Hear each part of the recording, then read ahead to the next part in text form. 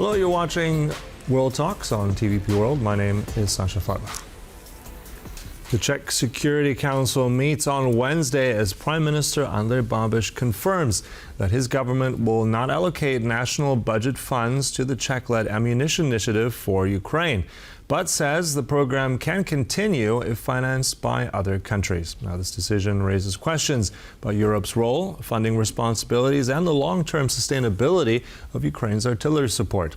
Today we speak with Filip Nerad, Director of Communications and Marketing at GLOBSEC, to explore the implications of this move and the future of the initiative. Good to have you back on TVP World. Good morning from Prague, and all the best to the TVP World in the new year. Indeed. So it is a new year with new developments. So this latest one, essentially the Prime Minister here, Mr. Babiš, saying this initiative will continue. Quoting here, I think this comes from yesterday, from Tuesday, that he's saying that we'll move forward, but without providing money from the Czech budget. So what signal is he sending here? I mean, this sends sort of a mixed message, doesn't it? Or how do we interpret this? No, I think it totally fit what he's been saying from the very beginning after his party won the election and after he builds the new government, that he's not against supporting Ukraine as such, but he doesn't want to give any Czech money on this. And this declaration supported this. So that means the Czech government won't skip the ammunition initiatives, but Czech government won't give any money on this. And actually it doesn't change very much because until now it works in this way, that the Czech government was kind of coordinator who coordinates the deals, purchasing of this ammunition and sending it to Ukraine, and gave only very few money on this. The Czech government was mainly the coordinator of the whole project, and this should continue. So there is not much change in this, and the way how it should work. So without money involvement from the Czech government, it's something that Prime Minister Babiš was saying from the very beginning, and he only confirms the current stance. Mm-hmm. All right.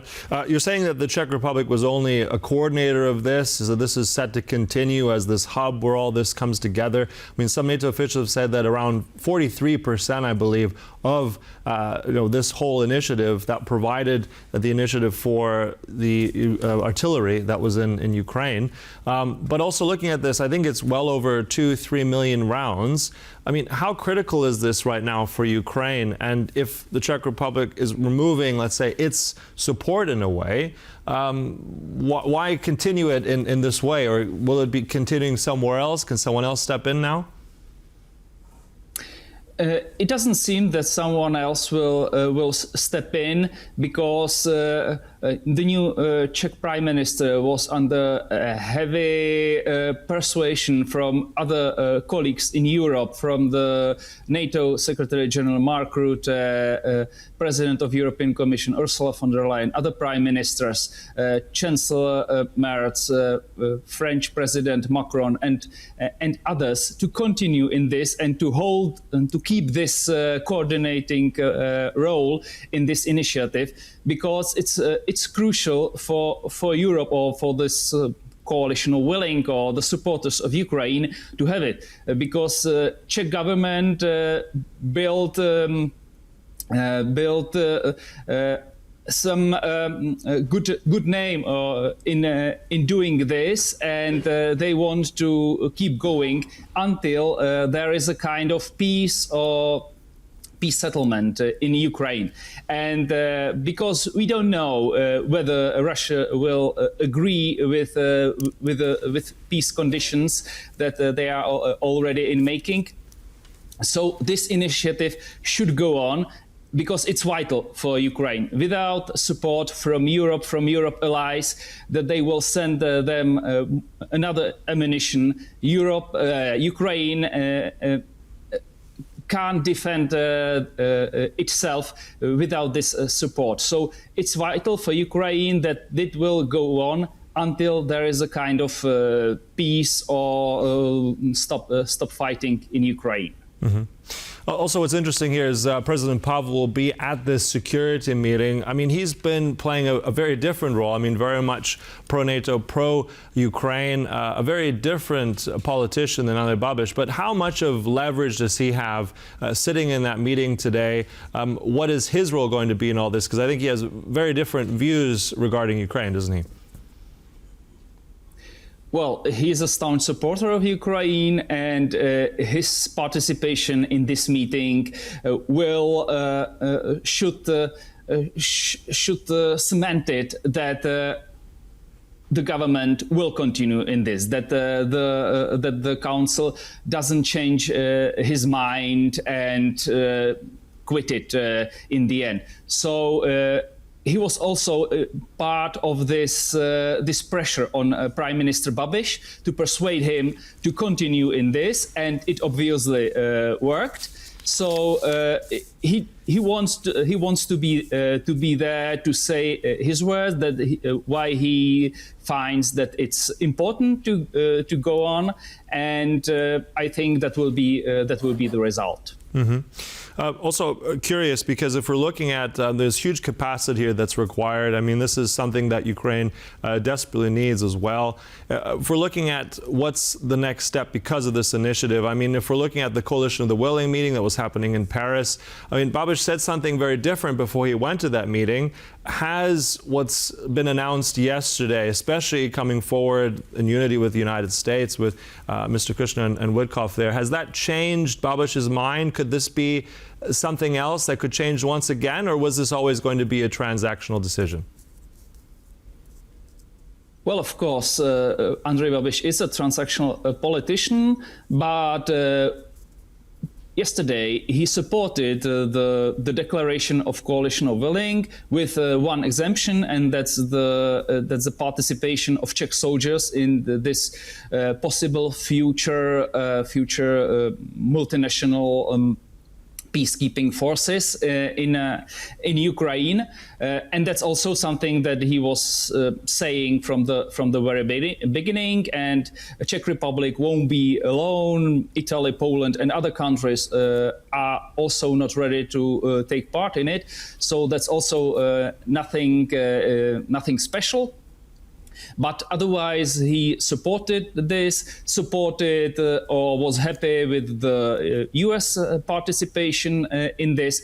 So I think he will play some role in this supporting of Ukraine and in this Coalition of Willing. But of course, it won't be the prominent role or the staunch supporter of Ukraine and Kiev, as was the previous government of Prime Minister Petr Fiala. Mm-hmm, okay. And I mean, this was very much, as you said, something that's come out of Prague. This is a Czech initiative some time ago. Is the focus now going to shift? Will other countries step in? I mean, there's capacity still from Germany, from the Netherlands, from Canada. Will this now take on a different focus? Will this initiative now be headed by other countries? Is it significant that that will happen? Well, of course, it's significant, but as I said, it's something that already happened now. The main supporters of these initiatives has been Denmark, and Netherlands, and other countries, and the Czech Republic played only this coordination role. But without money and ammunition from these countries, there won't be any supplies to Ukraine. So from my point of view, there is not a big change in this. The involvement of other countries and their money and their ammunition has been crucial until now, and it will be further on. And Czech Republic should play only this coordination role without putting any own money in this. All right. Speaking about coordination, I want to ask a bit more technicalities on the Czech government. I mean, that coalition, which is quite intricate and, as we said, transactional. Let me ask you as well about the role of Mr. Filip Nerad. Now, this is someone from the motorist. The president, Pavel, had a problem with him not appointing him. There's the idea that he was supposed to be, I believe, a minister of the environment. That hasn't happened yet. Tell us where we're going with this. Babiš is supposed to meet the president. Will Nerad make it into the government? Pavel has been opposed to that up until now. Will that change?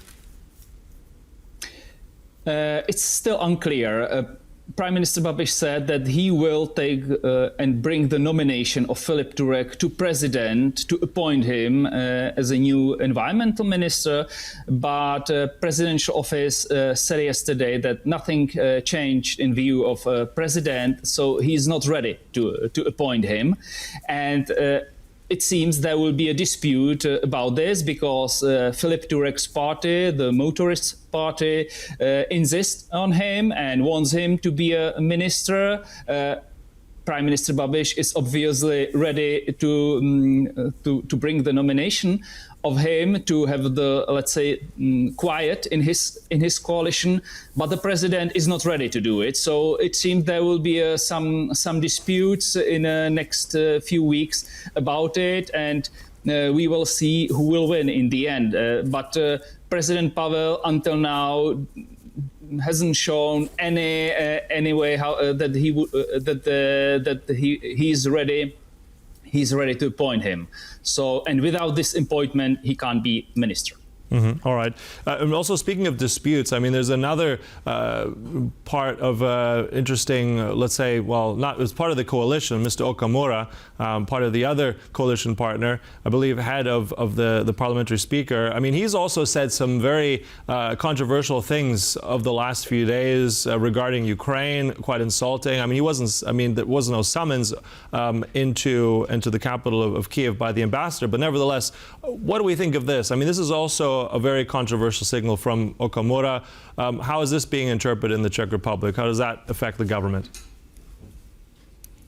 Yeah, it's from the outside. It's really intriguing, but it's a deeply internal Czech internal thing, because Tomio Okamura spoke in this video, in this newest video, and attacked Ukraine and EU as a leader of the SPD, so far-right, anti-EU, anti-Ukraine party. The problem is that he said it at the same time. He's in a position of the Speaker of the Chamber of Deputies. So what he said is nothing new from him. He said it many times in the past as the leader of the minor opposition party, whose electorate is anti-Ukraine, anti-EU. Some of them are definitely pro-Russian.